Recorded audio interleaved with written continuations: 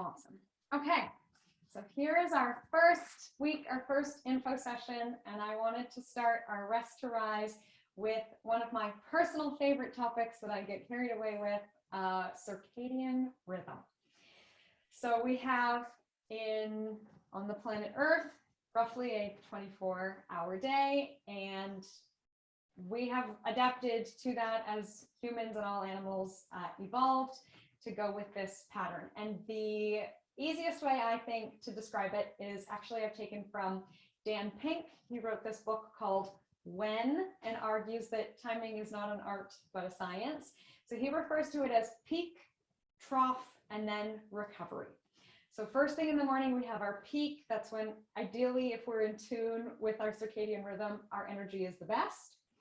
And then we have that afternoon slump, right? He calls this our trough. And then we recover. In the evening, our mood is better, we're more social.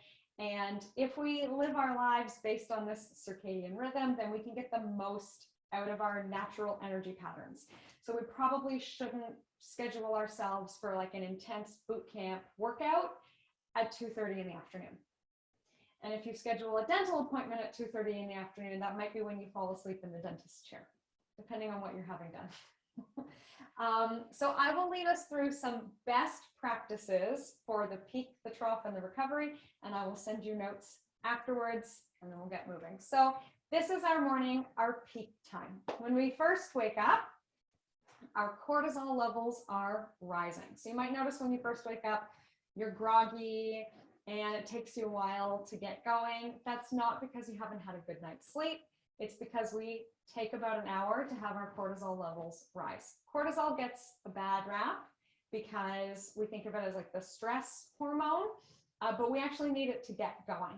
When it becomes a problem is when we're producing so much cortisol all the time, kind of like our built-in coffee machine. We don't want too much coffee. We don't want too much cortisol, but a little, especially in the morning, is great. So I've noticed this in doing assessments and meeting with people. A lot of people say, you know what, I just am useless the first hour of the day. Like, well, you know what? There's a reason for that. And now I understand it's our rising cortisol levels. Unfortunately, caffeine interferes with our rising cortisol levels. So if we wake up with one hand on the coffee machine and the first thing you do in the morning is drink coffee, actually that interferes with cortisol rising. So if you take a while to make your coffee, brush your teeth, take a shower, whatever it is, and you drink your coffee closer to having been awake for an hour, we actually better produce cortisol and then better absorb caffeine. It's tough, but people who say they can wait a couple hours before their first coffee actually say it's great. It's really helpful. And I've been keeping an eye on the time when I get ready. And I find that if I just sort of go about my business and don't rush straight for the coffee, by the time I'm like dressed and ready to go, it's been an hour and the coffee is there. So since we're so slow in the morning, that first hour actually often passes pretty quickly. What is the best activity to do during this morning peak? This is the best time for our heads down, focused work. So if we are fortunate enough to have that get up and go energy, that's your best time to do any problem solving, really like heavy cognitive work. This is not the best time of day to start scrolling through Facebook, deleting old emails, or anything like that. And I've heard, again, from lots of people that if they delay checking their email till later in the day, they're much more productive because they use their best cognitive time right first thing in the morning, and they can get to their emails later when it's just things, you have to reply back to somebody, yes, sounds good. That can wait till the 2 o'clock slump. Other things that can help with our circadian rhythm first thing in the morning. So when we wake up, we're sort of setting a 16-hour countdown timer till when we want to go to bed. So this class is actually perfect. Getting up and doing 2 minutes of exercise. This is actually what the research shows. As little as 2 minutes of exercise first thing in the morning can help us sleep better later in the day. And as little as 2 minutes of direct sunlight can help us sleep better later in the day. Yeah. If we don't have a lot of sunlight, what can we do? Turn on as much overhead light as possible. This is not the time of day for cozy candles or dim, glowy lighting. Bright overhead lights. And a lot of the research that I came across actually has to do with our eyes, sending signals to our eyes. So first thing in the morning, if we move with either bright overhead light or the sun, and even do things like in yoga, we inhale, circle, sweep up, lifting our eyes can help to wake us up in the morning. Okay, that's our peak. Then we have, unfortunately, our trough, our 2 o'clock lows, our 4 o'clock lows, whatever you like to call it.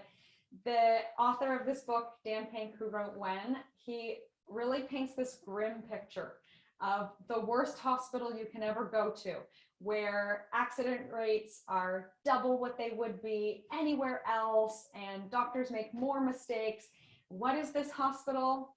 The afternoon. That people make many more mistakes in the afternoon, to the point that he said he actually would avoid booking an afternoon medical appointment if at all possible, and profiles a lot of hospitals that, because they're open 24 hours a day, they actually have a system of checks and balances that they go through more rigorously in the afternoon. Things like when people are performing surgery, you would introduce yourself. Hi, I'm Gwendolyn and I'm the yoga teacher on this surgery. And the next person would go, hi, I'm Sally and I'm the anesthesiologist. And they go around and everyone introduces themselves. They confirm that the patient is the patient that they should have. So they're just much more rigorous with catching mistakes, because this is how we get in the afternoon, right? Do you ever have to read the same email 15 times? You'd be fine at 10 a.m., but by 3:30, it's just not happening. So we can just be more careful if we're doing really cognitive heavy tasks, or alternatively, we can save this time of day for our brainless tasks, folding the laundry, unloading the dishwasher, deleting old emails, whatever else doesn't take a lot of work. And to help us get through this afternoon slump, we can do a couple of different things. People really enjoy walking at this time of day. Eating lunch and then walking can kind of help us get through that afternoon low. Again, getting daylight. A social break is better than being alone most of the time, depending on what you're doing during the day. So lunch, walking with a friend, perfect recipe for a great afternoon. Or what I've built into this program is what we call the Nappuccino. And I have this lovely infographic for you about coffee and sleep, because, I love coffee. So it takes about half an hour for coffee to peak in your bloodstream. And people say 20 minutes is about the perfect length of time for a nap. So we have just enough time, a match made in heaven. We very quickly drink a coffee. It's easier if you put ice in it, obviously. Lie down, earplugs, eye pillow, maybe listen to a relaxation. We have a few minutes to fall asleep, and then we wake up 20 minutes later. The caffeine has hit our bloodstream. We've had a little breather, and we are ready to go and enjoy the rest of our day. And then finally, late afternoon, our recovery. So we recover from the afternoon slump. This is a more creative, engaged, and social time of day. For the purposes of exercise, this is actually when people report the most enjoyment with exercise. So getting a Zumba class in at this time of day would be perfect. It's social, it's fun, it's high energy, it's upbeat. And it's up to you what you want to do with this time. I mean, it's not the best heads down time of day, but it's not the groggiest heads down, or not the groggiest, unproductive time of day. So it's a good time actually to schedule meetings. If anybody, I know the three of us don't go to meetings, but theoretically, this is the best time of day to schedule meetings at work. Or again, social calls and that kind of thing work well in the evening. But we don't want to stimulate ourselves too much, because we have to sleep, right? And there's a sleep researcher, Matthew Walker, who refers to it as, we sort of think that we're flicking a light switch. When we wake up in the morning, we turn it on and we should just hit the ground running. And then when it's time for bed, we kind of pull the e-brake and we flip the light switch the other way. and that it's actually more like a plane taking off and then landing a plane to get ready for sleep. So roughly 90 minutes before bed, remember this harsh overhead lighting from the morning? That's when we turn it off. Ideally, if you have floor lighting, even better. If you're lucky enough to have those strip LEDs, electric candles, one lamp in each room, so we get this beautiful warm glow, sort of like our caveman ancestors, like the warm glow of the fire, to help bring us down for sleep. That's the time of day you can wear blue light blocking glasses if you really like, and nothing too stimulating. So we don't want to have a heated debate at this time of day. We don't want to watch a scary movie, get in a fight with somebody. None of that will help us wind down for sleep, right? So I find it's helpful, if you don't already have a good routine, morning, afternoon, or evening, sit down and write out a list. What are activities that would fit well with my cognitive, building my energy time of day? What are activities that fit well with the afternoon slump, having no energy time of day? And especially, what can I do at the end of the day to wind down? Unfortunately, or maybe fortunately, this is a time of day for pretty boring tasks. I don't know, organizing your stamp collection, again, maybe another opportunity to fold the laundry, and yoga fits in nicely. So that's why we have our Wednesday evening class. A couple of tips that I have picked up that are strange, I think. In order to sleep, we need warm hands and feet. So when we take a bath before bed, we've probably heard this tip before, we think it helps us warm up for bed. It actually helps us cool down, because when we get out of the bath, you know, the blood has rushed to the surface, and that helps throw heat from our body and simulates the cooling down procedure that our body naturally goes through in order to go to sleep at night. Now, the problem is if you cool down too much, or if you're walking around the house in bare feet. So actually, thick socks a couple hours before bed can be really helpful. And actually, people have found wearing gloves to bed helps them fall asleep faster. I'm one of those very chilly people. So I have an electric heating pad that I've started putting on my chest and then putting my hands on my chest. And I think it's working. But when my hands are warm, I'm like, okay, I'm ready for sleep now. And I've done the same. You can get those heated slippers that have like the microwavable bean bags in them. Or I find if I'm up and I can't sleep, I will put my feet in just, you know, one of those foot baths. Once my feet are warm, I'm like ready to go to bed. Those are my two kind of weird tips for you. Cool core, warm hands and feet. In this group of people who have signed up to participate, there are a lot of wrist and mobility issues. So we're actually going to mostly stay standing today. We're going to start with a traditional yogic practice to set our circadian rhythm. We're going to start with breathing, and then we're going to move. And we will not be doing a heck of a lot of up and down. So you can stay seated if you are seated. If you'd prefer to stand for our breath work, you can. And then we're going to stand, and we're going to stay standing. And I'm going to mute you just in case, you know, someone sneezes or something, then you'll end up in the video again. Okay, let's begin. With our opening relaxation, we'll start with a 3-part breath. So of course, as you're comfortable, feel free to close your eyes. We might like to take a hand to our chest or a hand to belly, or maybe even hand to ribs to be more in tune with our breathing.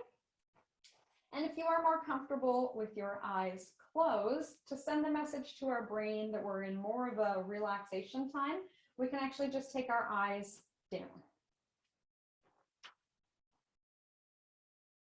So let's take just a comfortable breath in and out. We might like to inhale through the nose and exhale through the mouth.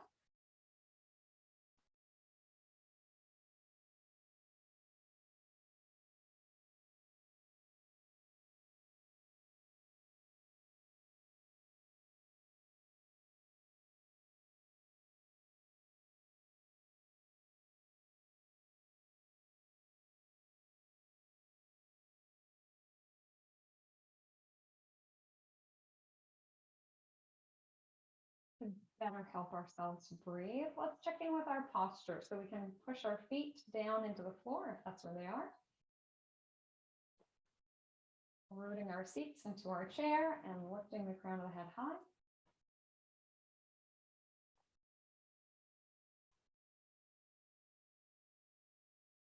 For our three-part breath, we picture that our lungs are separated into thirds.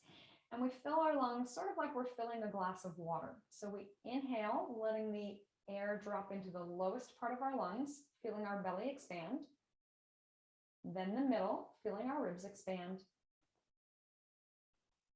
And finally, filling to the top, a little lift in the chest. Exhaling, we just let it go. So that's our pattern. Inhaling, bottom, middle, top.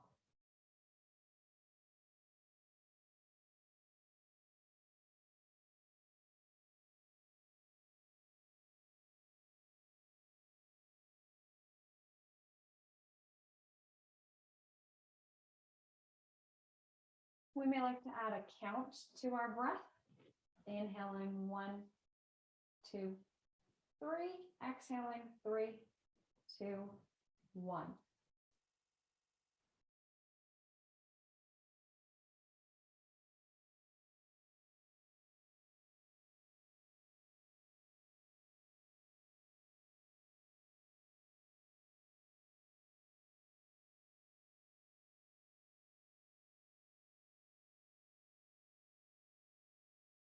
We might like to stretch that count out longer to 4 or 5.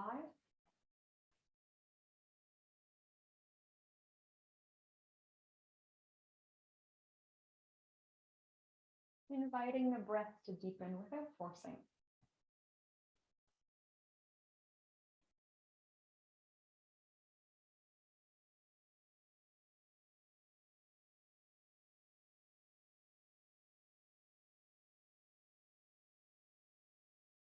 To make it a more active breath, on our inhale, we can draw our abdominal muscles in to help push the air out of our lungs and provide some more core stability.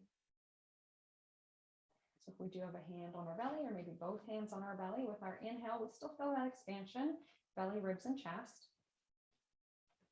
And then with our exhale, we're pulling our abdominal muscles in, and we can actually leave that contraction just a bit. So maybe only a third of our maximum core contraction. So with our inhale, we do still have a bit of expansion in our bellies.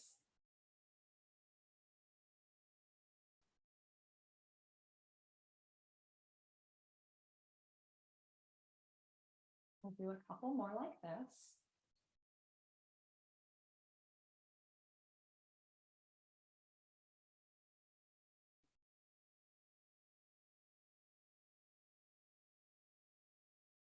We'll make it a little bit more of a rib breath here, so we can keep our abs pulled in, feel more expansion in our rib cage. We may like to take our hands to our ribs at this point.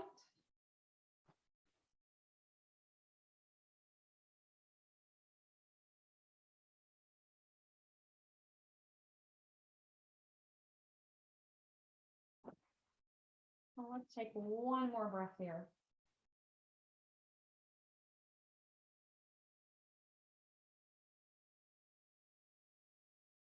We'll try to hang on to this breath pattern, but we can open our eyes if they're closed.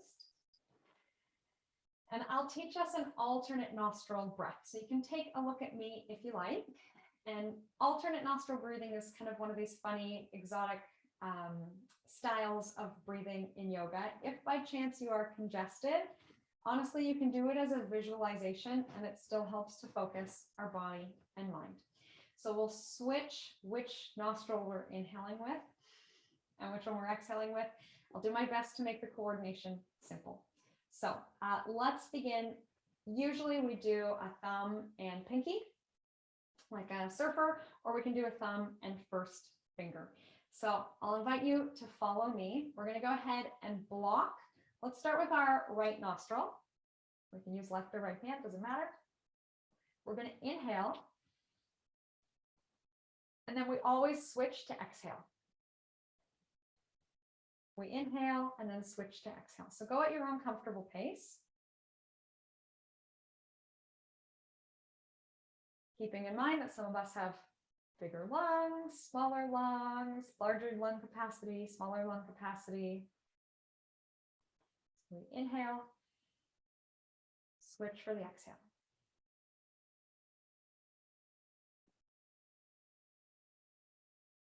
So this is a traditional recommendation in yoga to balance both sides of the body. It's great to keep us young because we're balancing both sides of the brain.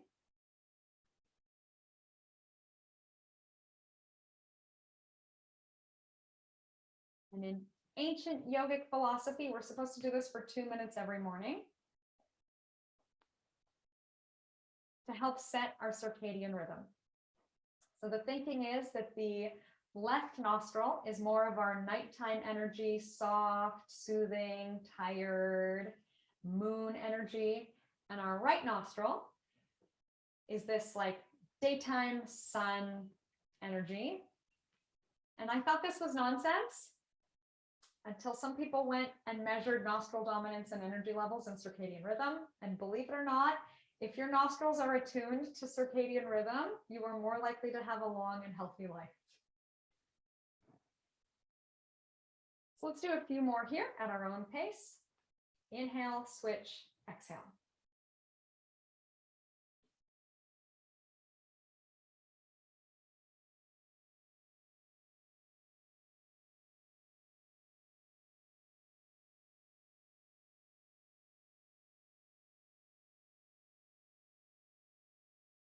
If you notice you're really straining to get it right, we can relax a little bit of that.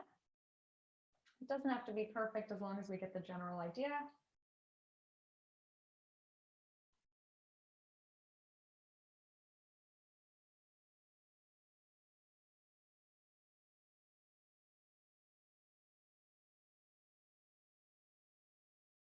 Looks good. The next time we have just our right nostril open, let's leave it there. And you might actually like to switch sides if that's more comfortable. And we're going to breathe just in and out through the right nostril. If you notice that your right nostril is already more open than your left, perfect. You are in tune with the sun and your circadian rhythm. So we can just do a natural breath here.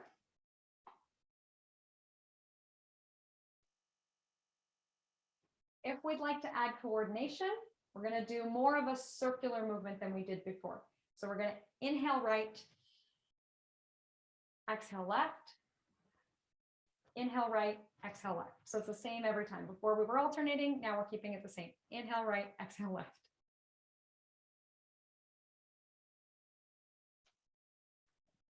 So you may notice that your right nostril starts to open up a bit more. You may notice that you're congested and the coordination is confusing. It's all good. It took me a while, and I don't know, after maybe 6 months, it was like my sinuses knew the drill. They were like, oh, okay, I get it. We're doing this kind of like nose thing that we do. And I think I've actually had my sinuses more open and less trouble with seasonal allergies. Let's do one more here. Let it go.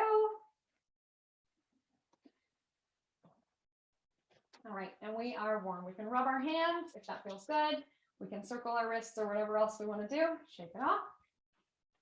Roll our shoulders. Super. All right, let's come to standing and we'll get moving. So if anyone watching would like to stay seated the whole time, of course, that's fine. Modify as you need to. And you might also like to have a chair or a wall nearby for balance. I will recommend that it be a sturdy chair, not a wheelie chair like this one. So if you lean into it, it will support you back. So we're coming into mountain pose here. We can stand tall and steady like a mountain. Strong base, crown of head reaching up to the clouds. Let's come back to our 3-part breath just briefly. Inhaling belly, ribs, chest. With our exhale, we're going to pull our abdominals in. We're going to keep them a little pulled in Again, not 100%. We want endurance out of our abs. 35% was the magic number I heard in a fitness training once. So let's aim for our abs to be 35% pulled in. We'll breathe a bit more into our ribs on each inhale. And we're ready to get moving. So we can inhale, circle, sweep arms up. And exhale, we're drawing hands down through heart center. Remember what I said about our eyes. So option to inhale and look overhead. And exhale, hands down through heart. You got it.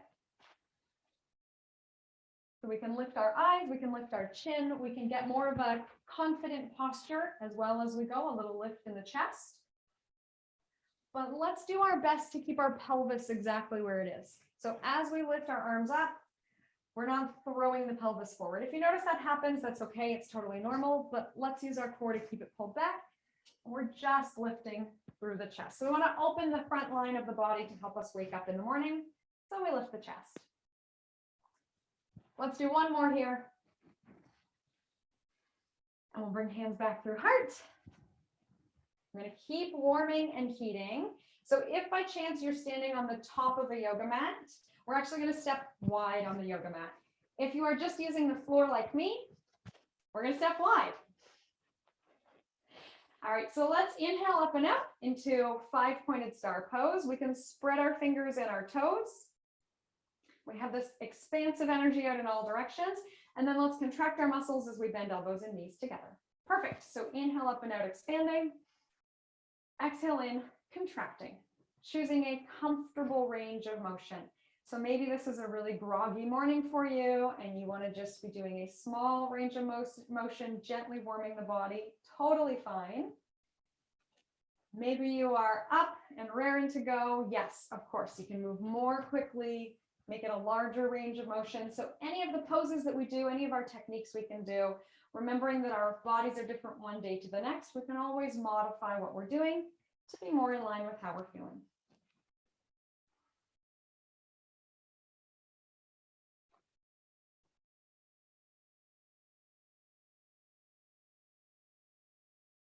Let's work a bit of a different angle for our legs. We can actually take our hands to our hips as we drop down, and we're going to shift our weight back. So this is our sunflower pose. We might feel more of an IT band or inner thigh stretch here. We can reach arms up overhead and exhale, bringing hands down. Great. So we're still keeping this uplifted chest posture even as we drop our bodies down, sending the signal that we are waking and warming to our body and brain. Again, any range of motion is fine. So anyone who maybe has a little shoulder trouble could bring hands to heart. We might want to bring hands to our hips or abs to be more aware of our core. It's all good.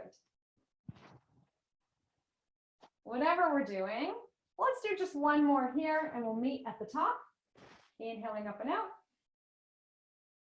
Perfect. We'll bring our hands parallel with the floor, our arms parallel with the floor. We can put a little bend in our knees. We might want to do a deep bend in our knees. Let's pull the thumbs back to stretch across the chest. And then it might feel good to turn the head side to side, to tilt the head side to side, or to look up and down. And yes, this might be a bit of a balance challenge. We could always keep the eyes forward if we feel our balance is challenged. Awesome. Let's inhale up and out. We'll bring hands to heart center. And if you are turned sideways on your mat, we can go ahead and step to the top. Or you can just turn like me. We'll take our feet hip width apart. So roughly the distance of our hips. A lot of us are more comfortable like the outside of our hips, and some of us are more comfortable narrow. A great tip to figure out where our alignment should be, if we just kind of do a little march in place and shake it out, and then let our feet land, we're probably pretty good.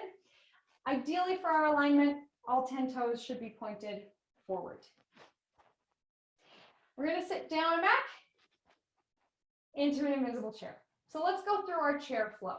Inhaling up and exhaling down. We might like to reach our arms forward to help us balance as we sit our butts back.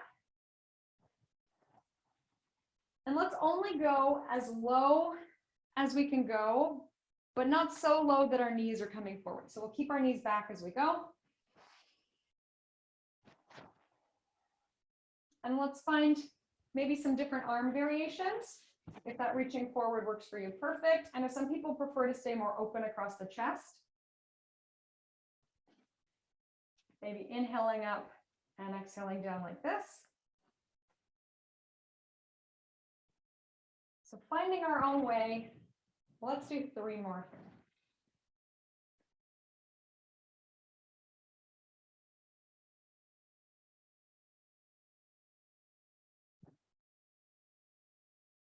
Okay, last one. Let's meet at the bottom. And again, we'll test our balance. We'll lift one heel at a time. Then we might like to use our arms to help us with our balance. And maybe we're feeling daring. We lift both heels together. Let's hold 3, 2, 1. We'll make our way back to standing. We'll shake it off. Let's give those shoulders a roll, up, down, and back. Perfect. We'll take our hands to our hips, and we'll do some movements for our spine. So we're sweeping one arm up, opening that same side of the rib cage. Coming back through center, let's take it the other way. So we'll keep flowing as we've been doing, inhaling up, exhaling down, whatever speed we like to go. Choosing a comfortable range of motion. So yes, we do a lot of reaching overhead. We don't have to. We could always keep the arm bent if that feels better.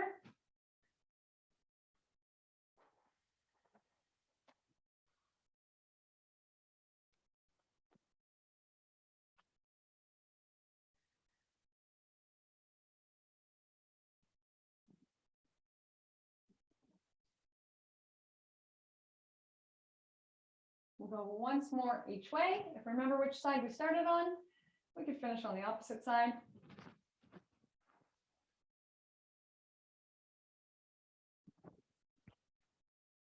Perfect. We have a couple more here. Good. Okay. So we're going to alternate a step back into either a lunge or kind of a warrior one stance. So let's alternate right and left, just stepping back and up to the top and stepping back and up to the top. And as we've been doing, we're going to match our breath to our movement. So we can inhale as we step back. And it actually probably helps with our balance. If we exhale as we step forward, that helps pull our core in. And we can add our arms, maybe cactus arms. Inhale, open back. And exhale, coming up to the top. And if it takes a lot of coordination, working arms and legs, maybe slowing it down is more helpful. It doesn't have to go exactly with our breath. If we're unfamiliar with a lot of the poses, this is not a common yoga flow, then it might take longer, to think about it, to move more slowly. It's all good. We're breathing, we're moving, noticing how we're feeling, and then responding appropriately.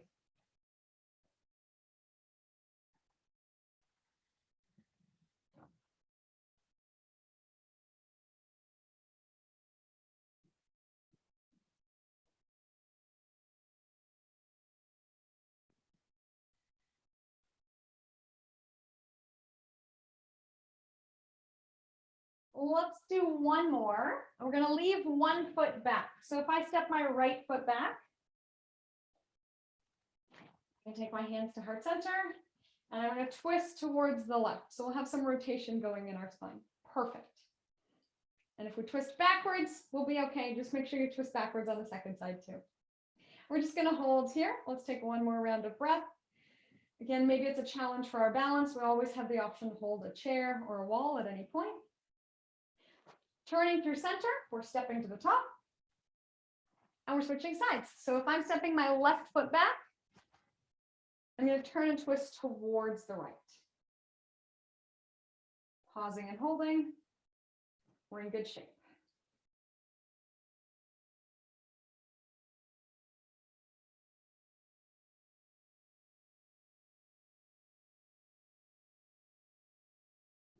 Let's hold 3, 2, 1. We'll come back up to the top. Perfect. Let's do some longer holds here. So again, we'll take our feet under our hips. We'll come into lateral flexion again. So I like to do a lot of focus on breathing, expanding our ribs. It can help give us more energy. So we'll do some work to stretch our ribs. So we've already done lateral flexion. Let's bring one arm up. And if our right hand is in the air, we're pressing down through our right heel to open the right side of the ribs. And then we can lean and open, but let's make sure that we're getting a good honest stretch somewhere sort of armpit to waist, as long as we're not wilting and flopping over. So we're still engaged. With our inhale, we may feel increased stretch. And with our exhale, we can still be holding strong through our core muscles. We'll take one more round of breath here.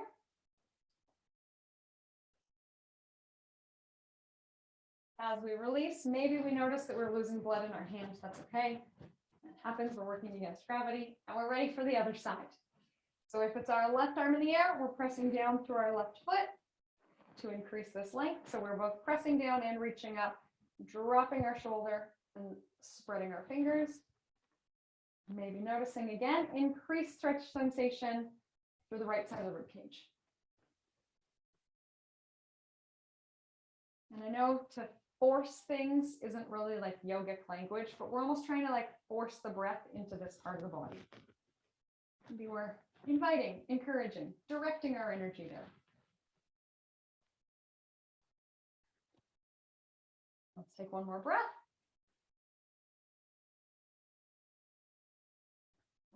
Okay, back through center. Again, we might want to give that arm a little shake. We'll roll our shoulders. And let's work across the chest now. So we'll do a little bit of spinal extension and flexion. You may have seen before on all fours, cat and cow, very common pose. We're going to do a standing cat and cow. So we'll keep our lower body pretty much where it is, but we're reaching forward to spread our shoulder blades apart. If interlacing feels good, we can interlace, but we don't have to. Let's take a breath into our upper back. We can tuck the chin.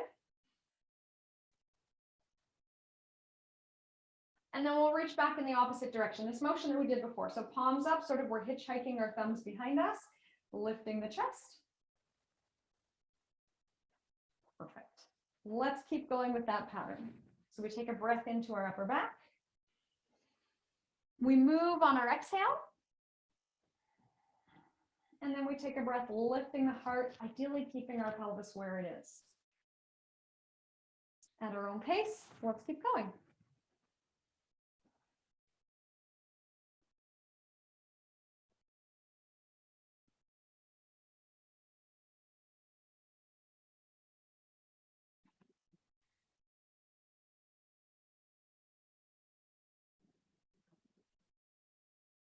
We'll do one more to the front and then we'll meet in the back.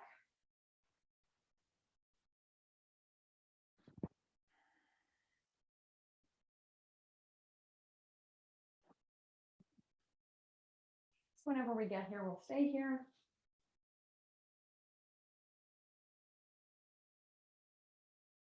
Perfect. Option here, we can reach our palms towards one another in behind.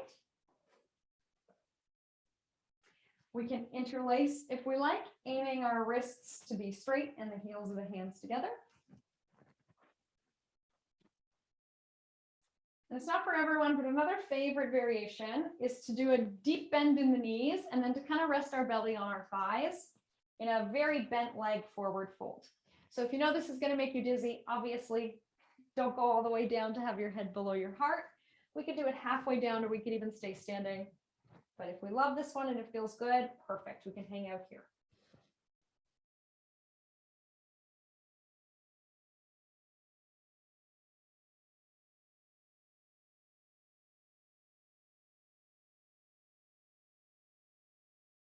When we're ready, we can release our arms to start. And if we're down, we can walk ourselves up on our thighs, coming up halfway, using our core strength to come up all the way.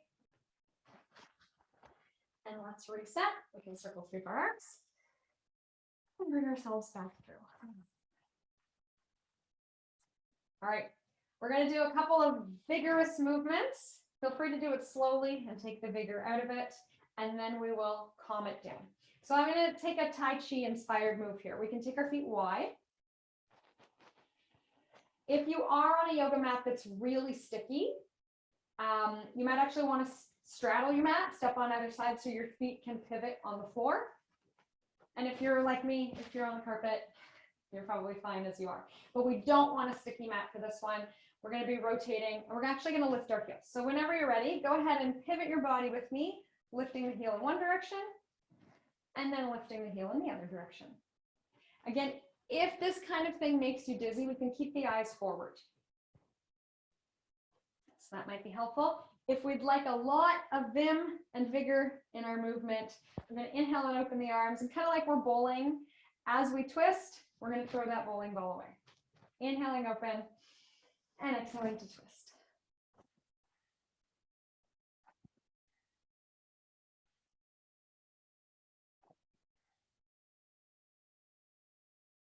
And again, if we get confused about the coordination, we're moving first thing in the morning, increasing our body's core temperature.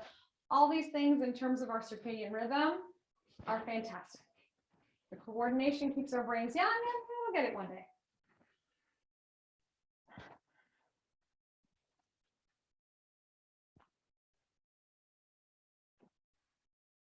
All right, we'll go once more each way.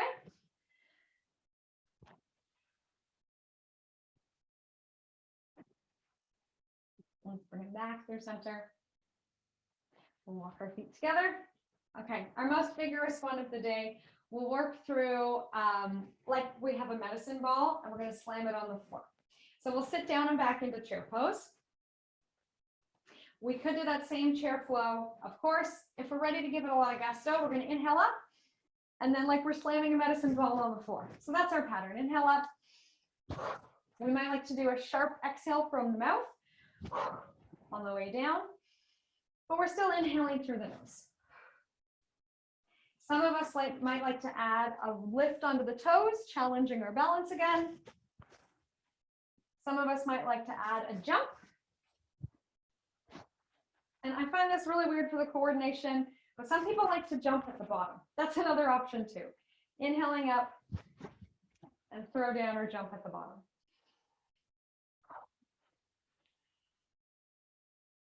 Right, let's do a couple more full speed.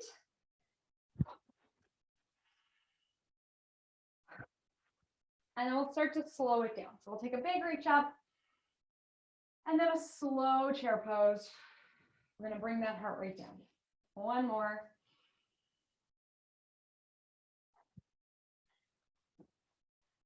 We'll release our arms, and we're building up to dancer's pose or a quad stretch. So keep in mind that we will be standing on one foot. Of course, you can use whatever sturdy thing you have around you to help your balance. Let's start with one arm. So if you're going with me, we can start with the right. Inhale up, around and back. Again, we might get a little rotation on that circle. Maybe at this point, we're noticing that our hearts are really beating. We are going to bring them down.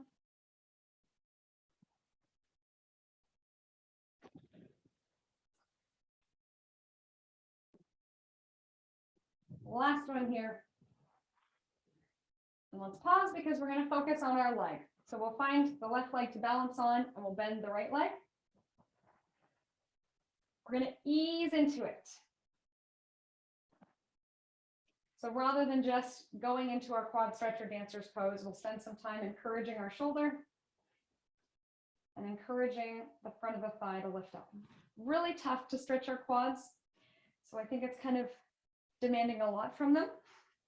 When we're ready, okay, we can do our active hold, meaning that we are still open and our muscles are holding us here, or for a deeper stretch sensation, of course, we can grab our pant leg or ankle, or even if anyone's wearing shoes, you can tuck your finger into the back of your shoes. And yes, if anyone looks like the cover of Yoga Journal, feel free to make yourself into some kind of fancy yoga pretzel. Otherwise, let's see if we can breathe steady, 1 or 2 more breaths. If we come out, we can reset, but let's finish on a positive note. So if we do fall, let's set it again, keeping our internal dialogue positive. We're ready to come out. We're ready to come out. Give it a shake. And we've got the other side. Here we go. Mountain pose, our other arm. Encouraging our shoulder to open up.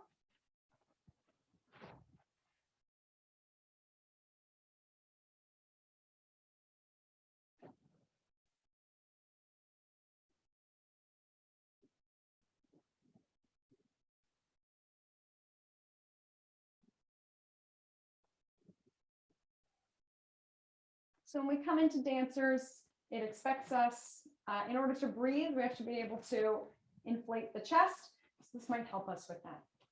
When we're ready, let's pause the upper body and we'll work the lower body. So holding something if we need to, bending and straightening, squeezing the back of the leg to help the front of the leg lengthen.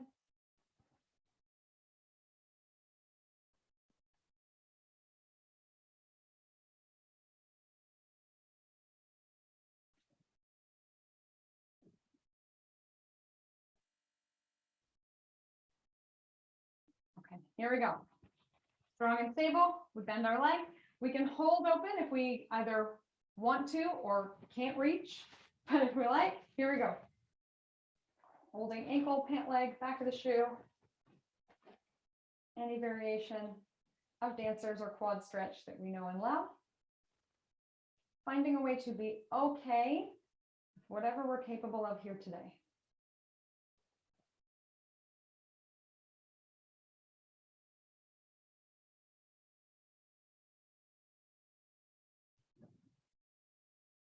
Finding that moment of success. And you decide when it's time to come out. You can shake it off. Let's inhale, sweep arms overhead. And we'll bring hands back to heart center, checking in for a moment here, noticing how we're feeling.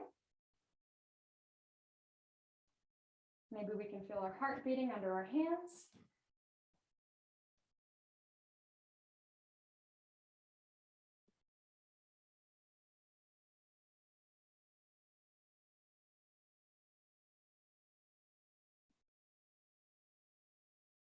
Knowing that however we feel is okay. There's no right or wrong way to feel.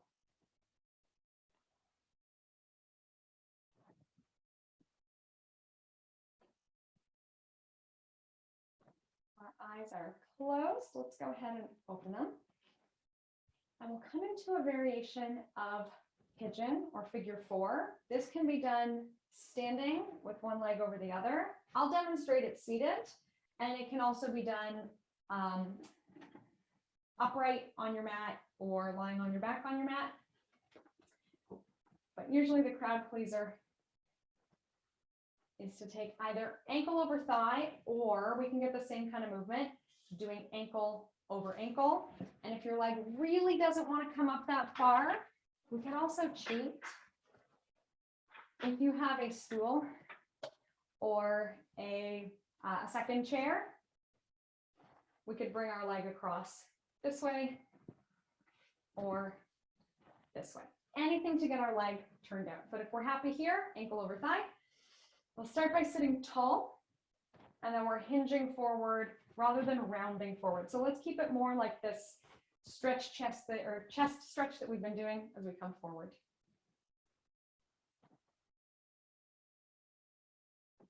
We might like to be holding the chair for support. If we're doing a standing variation, we could be holding something for balance.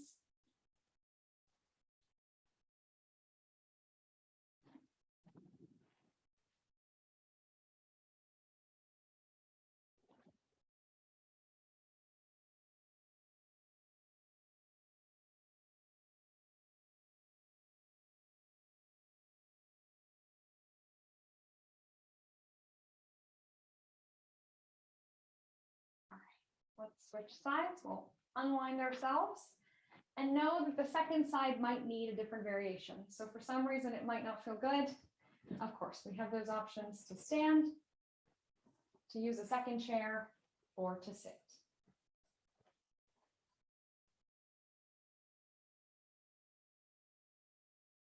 And the idea with this one is to stretch the outside of the hip and thigh, muscles that get a real workout if we're walking around, doing any of our standing yoga poses, or muscles that can get tight and a little neglected if we're doing a lot of work sitting. So this one's pretty good for most people most days.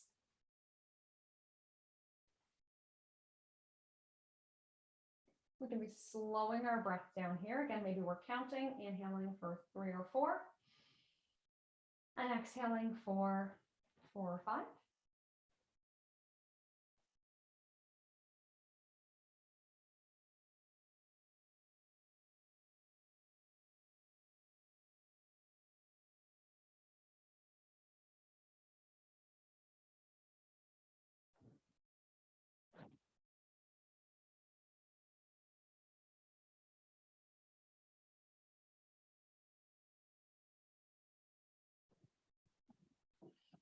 We'll come back to seated. And let's finish with our 3-part breath again. So we can reset our posture, reset our shoulders. If we are in a chair, we can press our feet down, press our seats down to help us grow taller. Let some of the weight of the world go from our shoulders. Option to close our eyes.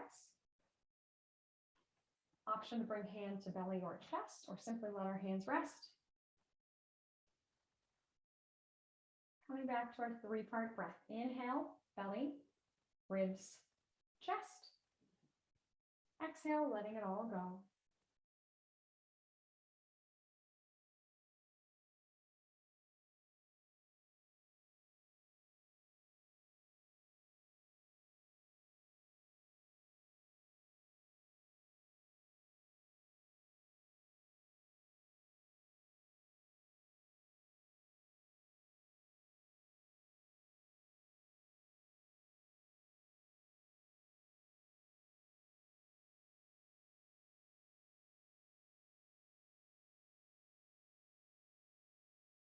Maybe feeling that our breath is deeper here or longer.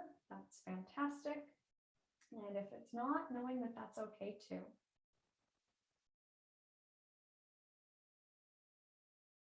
Practicing our powers of observation to notice what's going on with breath and body.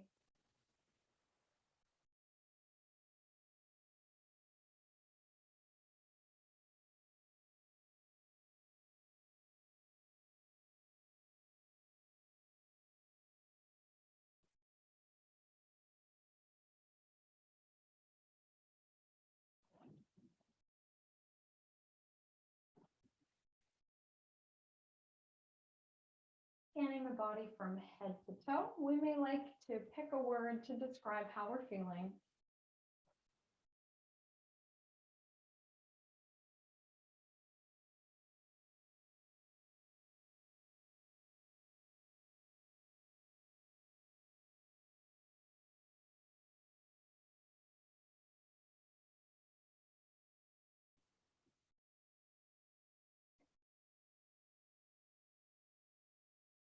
And to finish together, we can bring hands to heart center. Thank you so much for joining me, and from my light to yours, namaste.